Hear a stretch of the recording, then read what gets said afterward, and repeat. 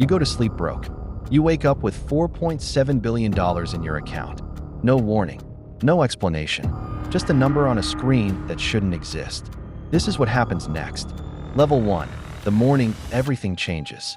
6:43 a.m. Your phone won't stop buzzing. You open your banking app half asleep, and you stop breathing. $4,700,000,000. You check it again. Splash water on your face. Check it again. Still there. You call your bank. 11 minutes on hold. When someone finally picks up, their voice shifts the moment they see your account. Asterisk, sir, can you hold for our senior advisor? Asterisk, the advisor says it's a verified transfer. Private trust out of Luxembourg. Fully legal. Then he asks if you knew a man named Edmund Rice. A great uncle. Met him once. At a funeral. You were 9 years old. He shook your hand and said, asterisk, you have your grandfather's eyes. Asterisk, you never saw him again. Apparently, he just died. Apparently, you were his only heir. You hang up, sit on the bathroom floor, and the number stops looking like a mistake. Level 2, the first 48 hours. By noon, you've done nothing. That's your first mistake. Because the moment that transfer cleared, the world started moving without you. Emails from Zurich, London, a text from an unknown number. Asterisk, we should talk before you make any decisions. Asterisk, you don't reply. You drive to a gas station. Buy a $1.89 water with your old debit card.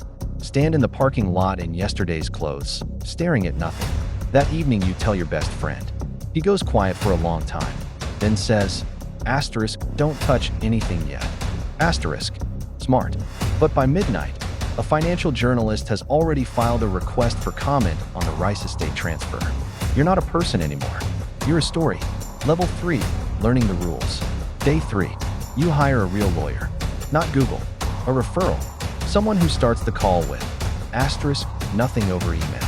Asterisk, his name is Marcus Holt, 61 years old. Same suit every day. Doesn't smile. He puts a folder on the table. Inside, everything you now own. Not just cash. Companies. Properties. A 40% stake in a Rotterdam shipping firm. An estate in the Swiss Alps. Investments across Southeast Asia. Edmund Rice wasn't just rich. He was embedded. Marcus looks at you and says, asterisk, you didn't inherit money. You inherited a position. People have managed it for decades. They want to continue. Your job for 30 days. Listen, sign nothing. Trust no one who calls you first. Asterisk, you don't fully understand yet, but you will. Level 4, the wait. Week 2, you move out of your apartment. Not into a mansion, into a nondescript flat. No name on the buzzer. Marcus's idea. Every day, meetings you barely understand. Words like domicile optimization, beneficial ownership transfer. You learn one question that cuts through everything. What are you asking me to do? Your old boss calls twice.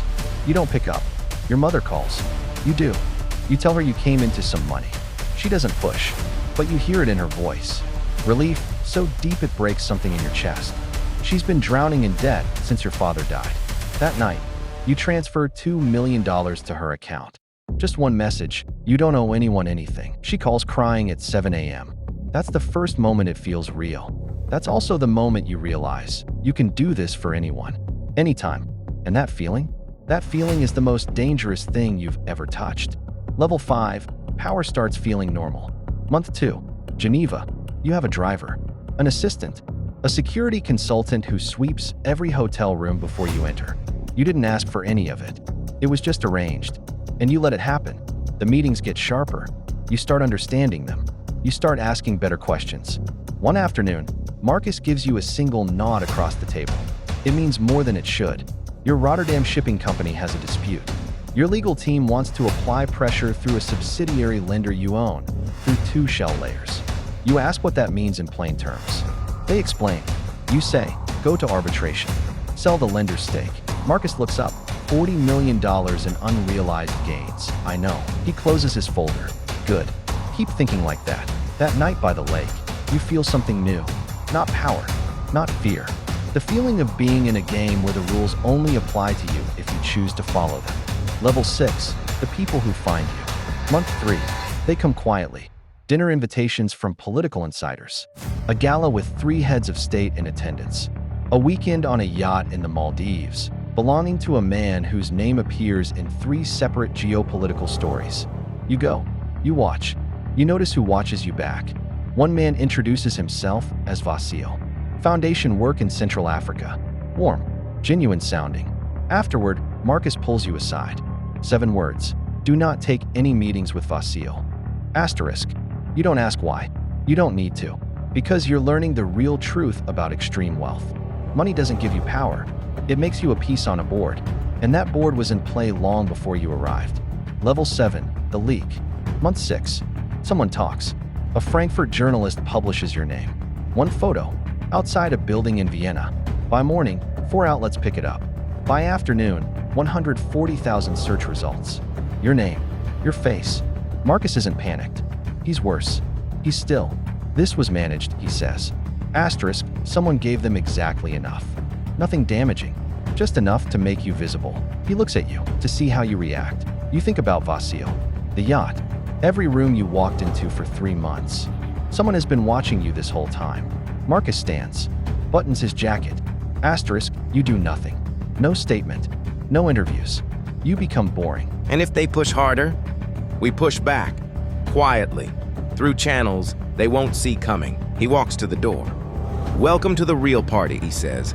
And he leaves. Level 8, who you've become. Month 10. You don't recognize yourself anymore. Up at 5:45 without an alarm. Intelligence-level market briefings with your coffee.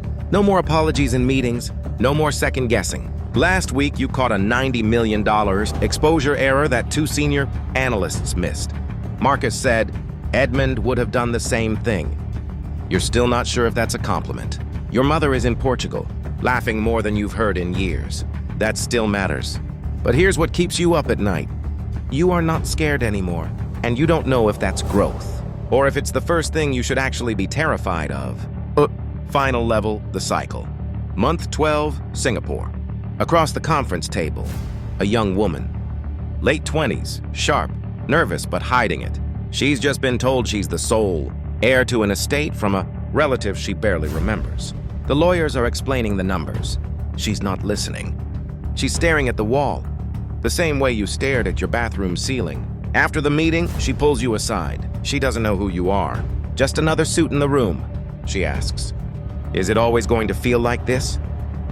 You look at her. You think about everything. The bathroom floor, the gas station, Marcus's voice. Your mother crying at 7 a.m., the man named Vasil, the journalist, the person you used to be. You say, no, it gets different.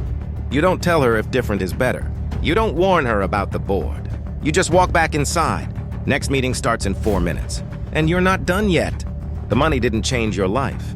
It changed you. And the person standing in that room in Singapore, he wouldn't recognize the man who woke up that morning staring at a number on a cracked phone screen. That man was innocent. This one knows how the game works. And the game never stops.